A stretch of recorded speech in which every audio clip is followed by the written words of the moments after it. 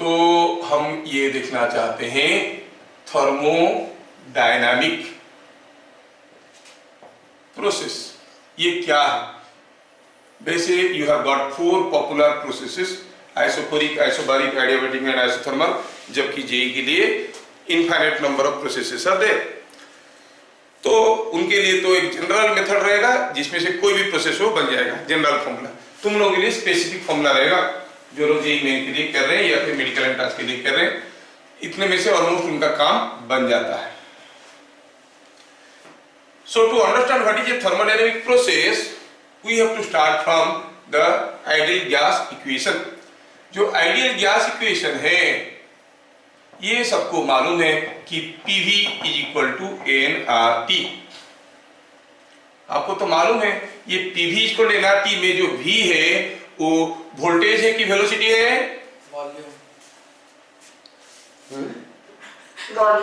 Volume. आओ चलो मालूम है। और जो T है वो टाइम है कि टेंशन है?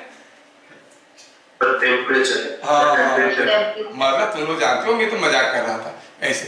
तो PV is equal to nRT। इसमें P, V, T are called thermodynamic parameters।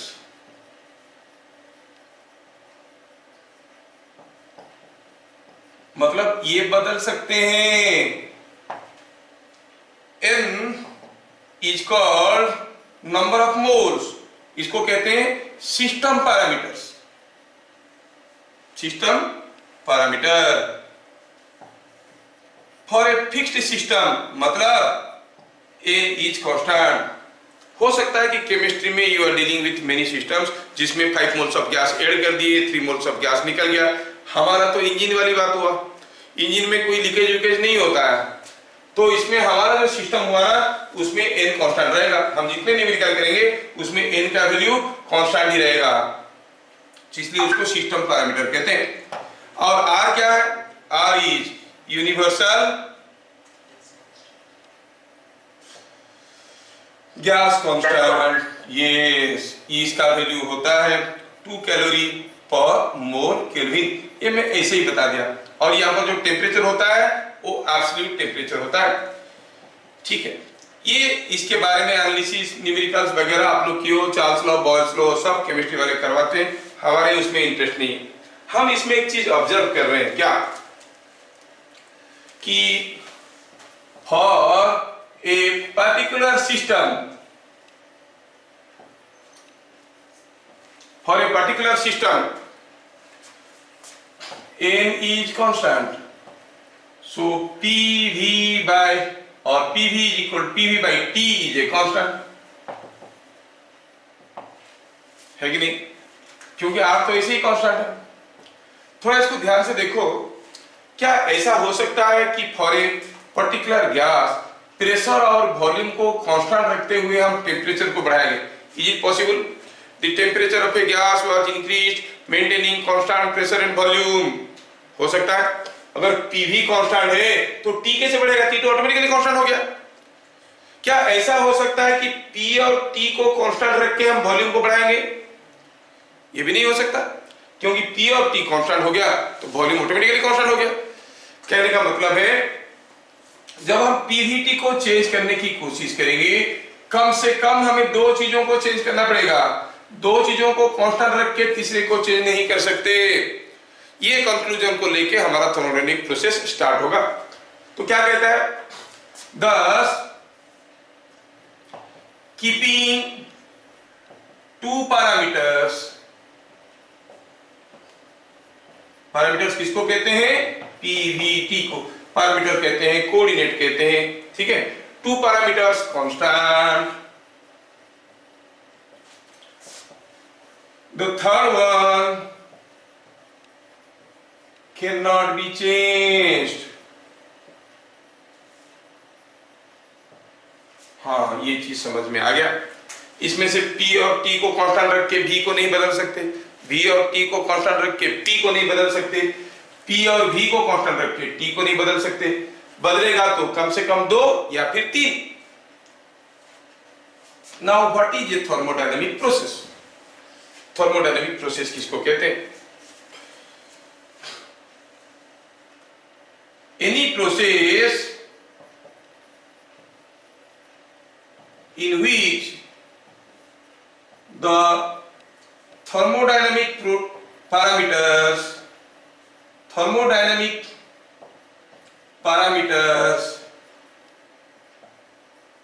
are changing is called a thermodynamic process। अगर हम कहेंगे P बदल रहा है या V बदल रहा है, जो भी बदल रहा है, कुछ ना कुछ बदल जाएगा, तो हम कहेंगे ये थर्मोडायनामिक प्रोसेस है। ठीक है, इसको हम थर्मोडायनामिक प्रोसेस कहेंगे। ठीक है, तो कोई भी थर्मोडायनामिक प्रोसेस में कितने ठो पैरामीटर बदलेंगे बताइए? How many parameters? एटलीस्ट दो, कम से कम दो बदलेगा, एक पैरामीटर नहीं बदल सकता। तो क्या कहेंगे? इन नो थर्मोडायनेमिक प्रोसेस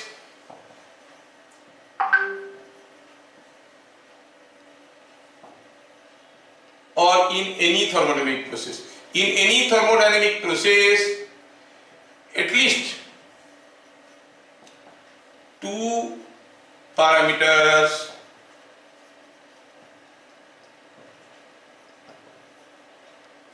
मतलब ध्यान रखना, आउट ऑफ पीवीटी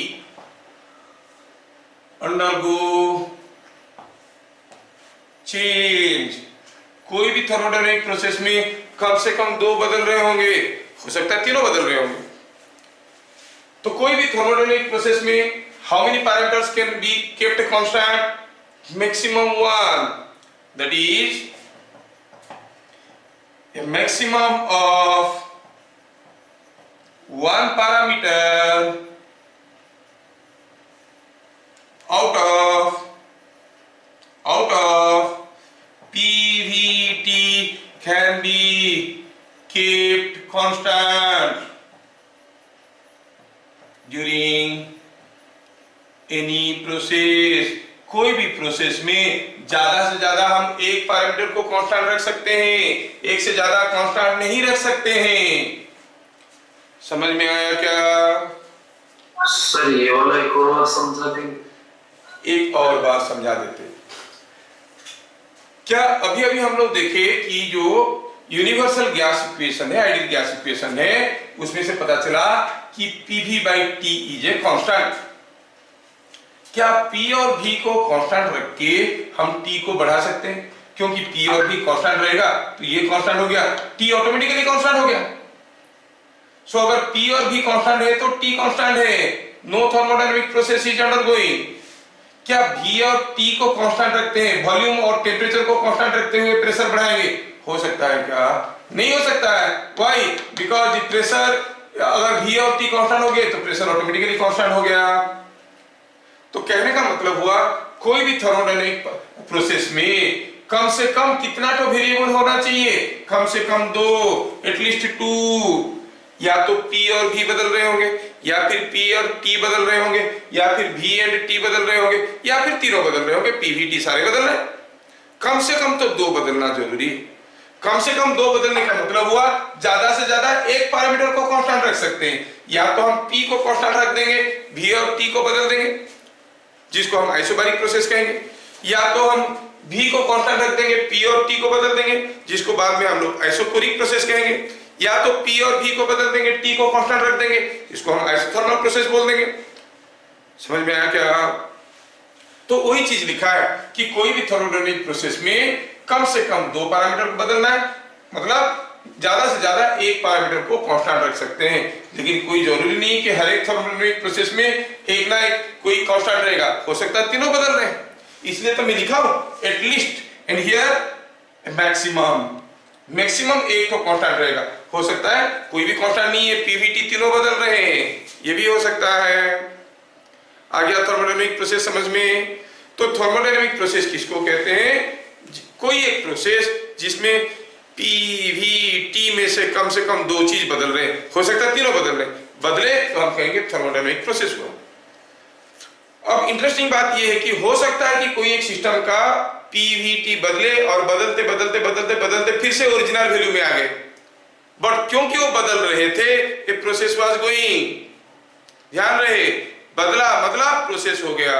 हो सकता है कि वापस अपनी जगह आ गए, है ना, लेकिन बदला मतलब चेंज होके आया, मतलब it has undergone A thermodynamic process. Fine, तो हमें थर्मोडायनेमिक प्रोसेस क्या है समझ में आ गया। अब हम एक बहुत ही इंपॉर्टेंट टर्म देखेंगे जिसके ऊपर न्यूमेरिकल्स अक्सर आते हैं, that is what is called PV diagram. PV diagram ये बड़ा इंपॉर्टेंट डायग्राम है, PV diagram. P is pressure, V is volume, PV diagram. So ये जो PV डायग्राम है, it is plot of variation of, it is plot of variation of pressure along ordinate axis, ordinate axis मतलब y axis, y axis with volume along, आप शीशा, हम एक axis भी बोल सकते थे, लेकिन ये सब टर्म कब सीखोगे, आप शीशे का मतलब एक्सिस। तो कोई एक सिस्टम थर्मोडायनेमिक प्रोसेस में हम देखेंगे प्रेशर और वॉल्यूम बदल रहा है, तो for different value of pressure what was the corresponding value of volume हम प्लॉट करेंगे। जब ये प्रेशर था तब ये वॉल्यूम था, ये प्रेशर था ये वॉल्यूम था, so you will get a graph. This is what is called a PV diagram. समझ में आया क्या? अब देखना है क्या हम सारे थर्मोडायनेमिक प्रोसेस के लिए पीवी डायग्राम कर सकते हैं, देखेंगे। क्या ऐसा कोई थर्मोडायनेमिक प्रोसेस है जिसमें P भी नहीं बदल रहा है और V भी नहीं बदल रहा है? ऐसा हो सकता है क्या? P नहीं बदल रहा है, V नहीं बदल रहा है, मतलब दोनों कांस्टेंट है, मतलब तो प्रोसेस ही नहीं बना, क्योंकि P भी और कांस्टेंट, P और V कांस्टेंट हो गए तो T ऑटोमेटिकली कांस्टेंट हो गया। मतलब कोई भी थर्मोडायनेमिक प्रोसेस ले लो, कैसा भी थर्मोडायनेमिक प्रोसेस ले लो, कम से कम P और V और PV दोनों बदल रहे होंगे। कहने का मतलब हुआ for every thermodynamic process you can draw a PV diagram. For every thermodynamic process you can draw a PV diagram, क्योंकि कोई भी प्रोसेस ले लो, या तो P बदल रहा होगा, या तो V बदल रहा होगा, या फिर दोनों बदल रहे होंगे। फाइन, दूसरा चीज ये हुआ, ये जो प्रेशर वॉल्यूम को हम प्लॉट करेंगे, मान लो कि कोई ग्राफ ऐसा हुआ, हम कहेंगे ये पीवी डायग्राम है। ये जो पीवी डायग्राम को दूसरे तरीके से कहते हैं इंडिकेटर डायग्राम। क्यों कहते हैं बताएंगे, बड़ा इंपॉर्टेंट है ये, बड़ा बहुत ही इंपॉर्टेंट है। मैं आपको बता दूं कि ये पीवी डायग्राम इतना इंपॉर्टेंट है कि जैसे मान लो कि कोई एसएचएम में अगर डिस्प्लेसमेंट टाइम रिलेशनशिप दे दिया, x equal to a sin omega t plus phi दे दिया, आपको वेलोसिटी पूछा, एक्सीलरेशन पूछा, काइनेटिक एनर्जी पूछा, पोटेंशियल एनर्जी पूछा, टोटल एनर्जी पूछा, पावर पूछा, मास, एक्सीलरेशन पूछा, कुछ भी पूछा, निकाल सकते थे हम लोग। एग्जैक्टली कोई भी थर्मोडायनेमिक प्रोसेस के लिए अगर आपको एक लेवल्ड पीवी डायग्राम मिल गया, आपको और कुछ भी जानने की जरूरत नहीं है। n moles of gas undergoes a PV diagram like this, और आपको कुछ नहीं जानना है, आप जो भी चाहो निकाल सकते हो। You can find out everything out of it, everything, work, change in internal energy, सब कुछ, heat supplied, heat rejected, everything can be found from a PV diagram। तो इसका सोचो वैल्यू कितना ज्यादा है। तो you must learn how to analyse PV diagram, ठीक है। तो अहमद बता दिया, इसके एडवर्टाइजमेंट कर दिया, पीवी डायग्राम बहुत इंपॉर्टेंट है। अच्छा, ये जो पीवी डायग्राम में हम जानते हैं कि कोई एक्स वाई कोऑर्डिनेट में किया गया है, एक्स एक्सिस में भी लिया गया है, भी क्या है वॉल्यूम, वाई एक्सिस में पी लिया गया है, पी इज प्रेशर। अब हम जानते हैं कि volume of a gas can not be negative, volume of a gas can not be negative. A gas is at -20 cc, क्या मतलब होता है, वॉल्यूम कैसे नेगेटिव हो सकता है? होगा तो जीरो या फिर पॉजिटिव, और जीरो भी नहीं हो सकता। कोई भी चीज का वॉल्यूम, कोई चीज एग्जिस्ट कर रहा है, उसका वॉल्यूम जीरो कैसे होगा? Volume can not B zero nor it can be negative. What about pressure? क्या प्रेशर कभी किसी गैस का नेगेटिव हो सकता है? नो, प्रेशर भी नेगेटिव नहीं हो सकता। इसका मतलब जो हम पीवी डायग्राम करने जा रहे हैं उसमें यहां पर तो P पॉजिटिव है, V पॉजिटिव है, इधर V नेगेटिव है, इधर P नेगेटिव है ना, इधर P नेगेटिव है, V पॉजिटिव है, मतलब ये जोन में डायग्राम नहीं आएगा कभी भी। It is always accommodated in the क्या फर्स्ट क्वाड्रेंट। क्या लिखेंगे, as P and V can not be negative, therefore the diagram is accommodated in first quadrant only। अच्छा ठीक है, ठीक है। दूसरा चीज, क्या ऐसा हो सकता है कि एक गैस का कुछ वॉल्यूम है और प्रेशर नहीं? कैसे हो सकता है? वॉल्यूम है तो, अगर प्रेशर नहीं होता तो और एक्सपांड कर जाता। कुछ फिक्स्ड वॉल्यूम है, प्रेशर नहीं है, ये इम्पॉसिबल है नहीं। और प्रेशर है, वॉल्यूम नहीं है, ये भी इम्पॉसिबल है। प्रेशर है लेकिन कोई वॉल्यूम नहीं है, मतलब इतना प्रेस कर दिया कि वॉल्यूम जीरो हो गया, ये भी प्रैक्टिकली इम्पॉसिबल है। वॉल्यूम तो कुछ ना कुछ रहेगा। क्या ये हो सकता है कि P और V दोनों जीरो है? सोचो, P और V दोनों जीरो हो गया तो PV is equal to nRT से क्या मिल रहा है, N is equal to PV by RT। और P और V दोनों जीरो हो गए तो what is the amount of gas, zero. मतलब कोई प्रैक्टिकल सिस्टम के लिए P जीरो नहीं हो सकता, V जीरो नहीं हो सकता है, PV जीरो नहीं हो सकते। कहने का मतलब क्या है? मतलब ये है कि ये जो डायग्राम हम ड्रॉ करेंगे फर्स्ट क्वाड्रेंट में तो रहेगा लेकिन P एक्सिस को टच नहीं करेगा। टच कर गया तो हम क्या कहेंगे, some pressure is there but volume is zero. V axis को टच कर गया तो क्या कहेंगे, volume is not zero but pressure is zero, है ना। ऐसा कैसे हो सकता है? So this diagram will never touch the coordinate axis. क्यों मैं बता रहा हूं, वो आपको इसे चार डायग्राम दे देंगे। Which of the following is not a valid PV diagram, आपको देख के पता करना है। तो क्या देखना है, ये फर्स्ट क्वाड्रेंट में रहेगा, अगेन P और V एक्सिस को टच नहीं करेगा। टच कर गया तो इनवैलिड है, ऐसा पीवी डायग्राम प्रैक्टिकली एग्जिस्ट नहीं करता है। तो क्या लिखेंगे, diagram never touches the coordinate axis। ये कोऑर्डिनेट एक्सिस को कभी टच नहीं करता है। अच्छा ठीक है, और क्या? अब अगर कोई पीवी डायग्राम ऐसे दिया गया है, पीवी डायग्राम ऐसे दिया गया है, देखो सपोज नंबर 4 में, सपोज ये एक पीवी डायग्राम है, कोई गैस, ये पहले था उसका प्रेशर P1, वॉल्यूम था V1, कुछ इसके साथ हम लोग छेड़खानी किए, अब बन गया प्रेशर P2 और वॉल्यूम बन गया V2। इसमें से क्या क्या इंफॉर्मेशन हमें मिल रहा है, हमें देखना है। अब इससे पता ये नहीं चल रहा है कि गैस का इनिशियल प्रेशर क्या था, फाइनल प्रेशर क्या था, है ना। पहले P1 V1 था, फिर P2 V2 हुआ, कि पहले P2 V2 था, फिर बाद में P1 V1 हुआ, पता नहीं चलता है। इसीलिए ये डायग्राम में क्या करते हैं, हम लोग एक एरो मार्क ऐसे लगाते हैं, ये बताने के लिए कि गैस ये स्टेट से ये स्टेट में गया है। It was the initial status, this was the final status. Because of this indicating mark it is called a indicator diagram. समझ में आया क्या? अगर कोई पीवी डायग्राम दिया गया है बिना एरो मार्क का, इनवैलिड, किसी काम का नहीं है। समझ में आया क्या? मैं ये सब क्लू क्यों बता रहा होता हूं, 2, 3 एंड 4, दैट इज बिकॉज वो लोग ऐसे क्वेश्चन डालते हैं, चार तो पीवी डायग्राम दिए रहेंगे, which PV diagram is invalid. तो आपको देखना है या तो इसका इंडिकेटर डायग्राम इंडिकेशन मिस कर रहा है, या फिर एक क्वाड्रेंट पे आ गया, या फिर कोई एक एक्सिस को टच कर गया, तो discard them, they are useless, हमारे किसी काम के नहीं है। समझ में आ रहा है? तो क्या कहेंगे, पॉइंट नंबर 4 में कहेंगे the diagram is always associated with an arrow mark।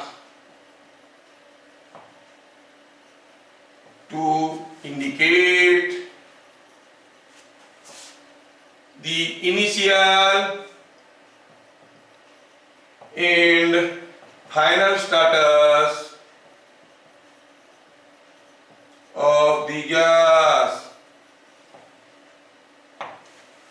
Initial and final status of the gas. बिना एरो मार्क वाला इंडिकेटर डायग्राम तो यूजलेस होता है, वो किसी काम का नहीं होता है ना। ये है कि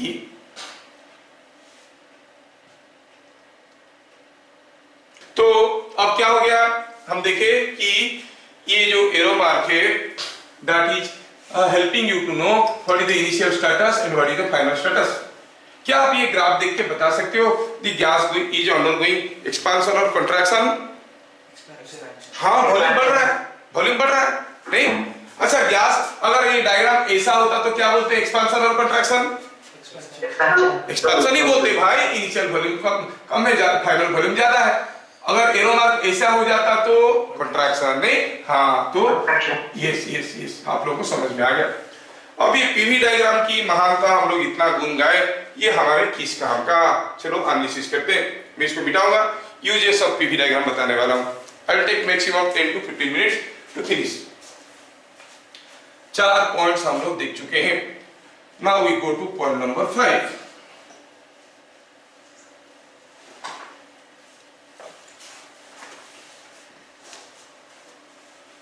नोट पॉइंट नंबर 5।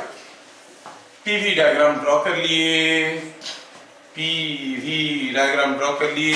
कोई गैस का इनिशियल स्टेटस चाहिए था, ठीक है, फाइनल स्टेटस चाहिए था, ऐसा करके पीवी डायग्राम दिया हुआ है। अब let us see what does the area under the diagram represent. अगर मैं यहां पर एक छोटा सा वॉल्यूम एक्सपांशन देखता हूं dV, and I see that dV is a small change in volume and the corresponding height is representing the pressure। आपको कि कौन सा प्रेशर सर, ये वाला कि ये वाला? दो प्रेशर है। अरे नहीं, मैं अगर डीवी बहुत छोटा लेता हूं, अगर मैं ये ग्राफ ऐसा है, डीवी बहुत बड़ा लेता हूं तो there will be 2 different pressure. अगर ये बहुत ही छोटा ले लिया 0.000000001 सेंटीमीटर क्यूब, तो प्रेशर दोनों जगह आपको बराबर मिलने वाले हैं। तो हम कहेंगे for a small change in volume dV height is representing pressure. What does this area represent? P into dV। What does PdV represent? The small Vardan, पहले भी देख चुके हैं।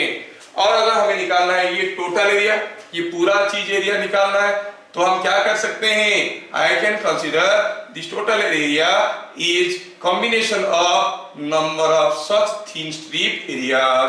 ऐसे सारे छोटे छोटे एरिया को निकाल के जोड़ देंगे तो हमें टोटल एरिया मिल जाएगा। इसका मतलब अगर छोटा सा एरिया छोटा सा मार्क देता है, टोटल एरिया टोटल मार्क देगा। समझ में आया क्या? तो क्या लिखेंगे? पहला क्या मिलने लगा हमें? The area under PV diagram represents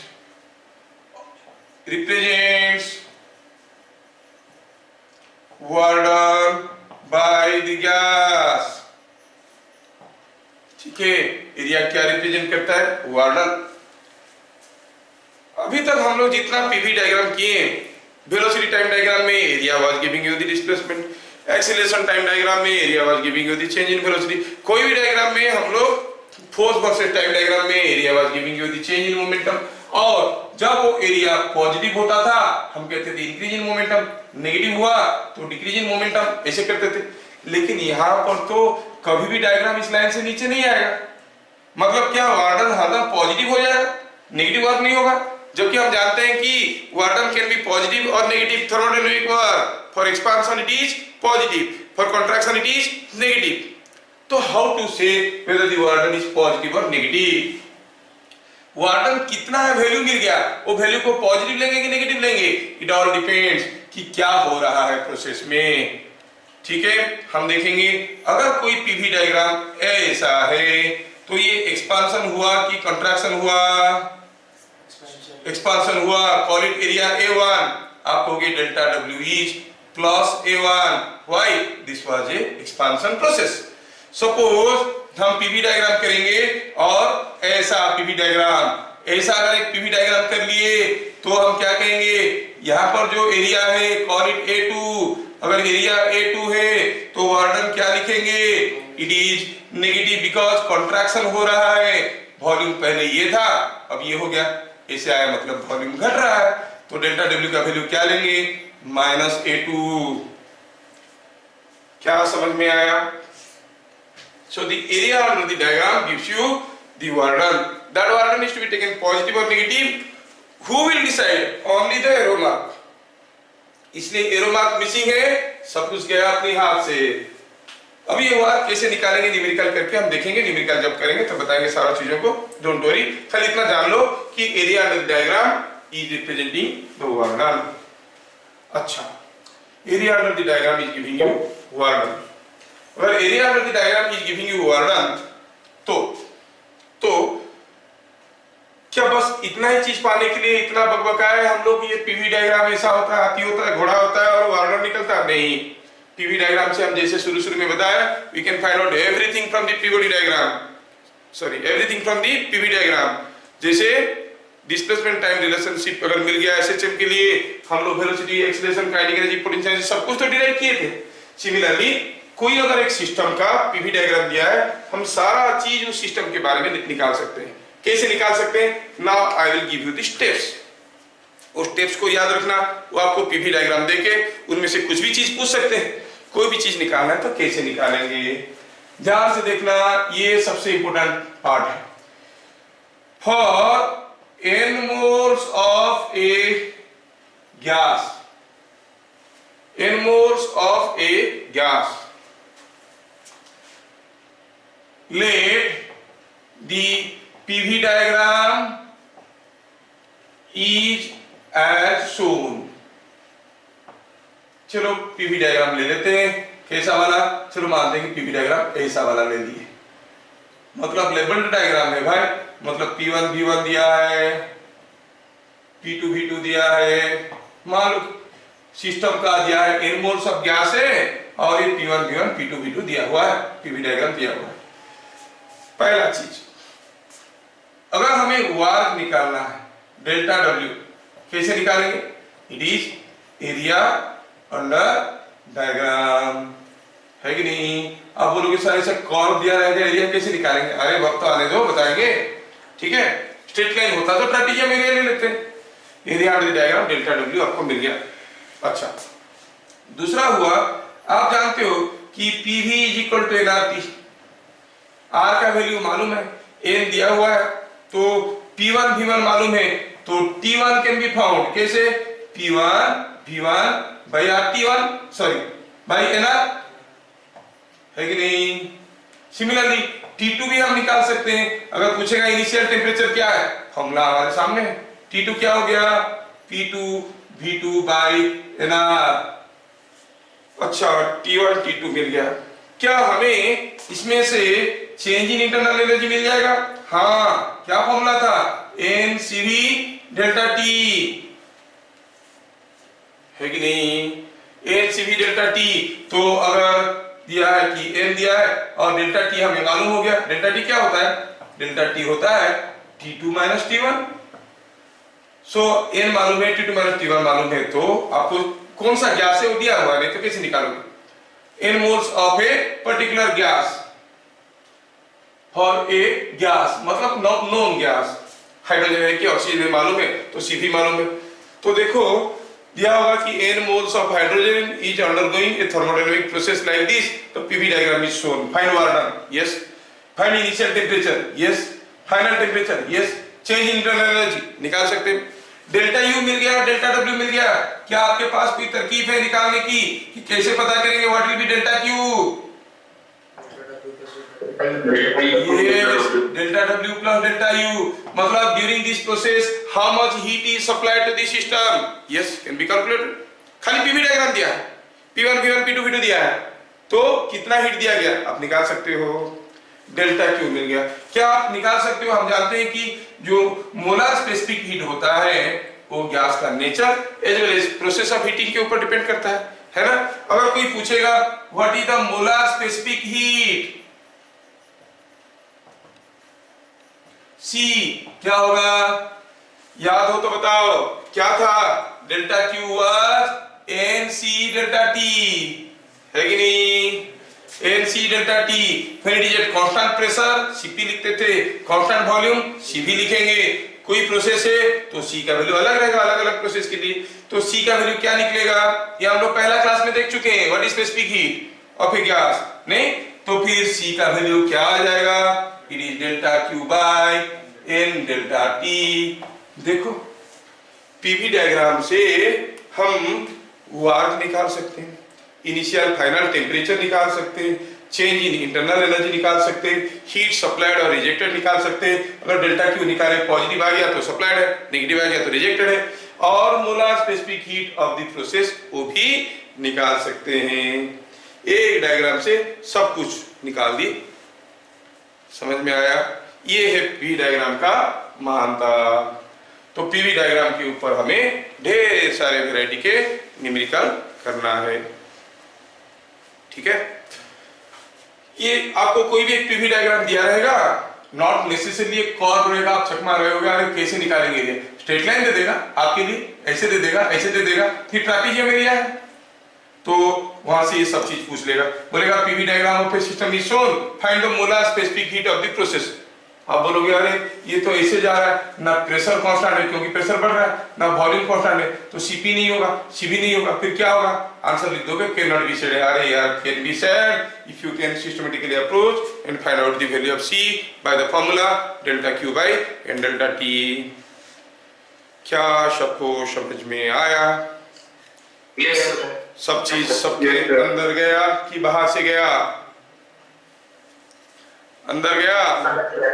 देखो फिजिक्स चीज ही ऐसा है, जब तक समझ में नहीं आएगा बहुत आसान लगेगा। अब का दोस्त अगर बोलता है कि हमारे सर क्या पढ़ाते हैं, मत समझ में आता है मतलब कुछ नहीं पढ़ाते हैं, इसीलिए तो ऑनलाइन में इतना भीड़ है, कोई कुछ समझाता नहीं है, कोई कुछ पूछता नहीं है। And you can make a separate arrangement. Whatever you are shouting here can be displayed in another board here. Just look at the board. Any layman can be a quack teacher and start teaching and cheating simultaneously. देख रहा है board में क्या लिखा है, वही बोले जा रहा है बोले जा रहा है, क्योंकि वहां पर कोई क्वेश्चन पूछते नहीं है। They never leave their phone number to ask doubts, nor their email to ask doubts. उनका अपना क्वेश्चन है, अपना डाउट है। लाइव क्लासेस में वही है कि you can interact, you can ask your doubts, you can ask all the whys.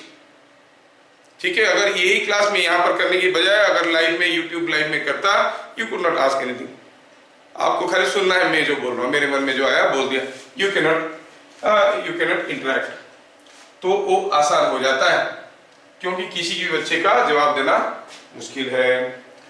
ठीक है, तो ये जो है हमारा पीवी डायग्राम, इसके रिलेटेड न्यूमेरिकल्स हम लोग कल है क्लास में, कल वाले क्लास में 4:30 में करेंगे। एंड तब तक के लिए जय हिंद। Thank you.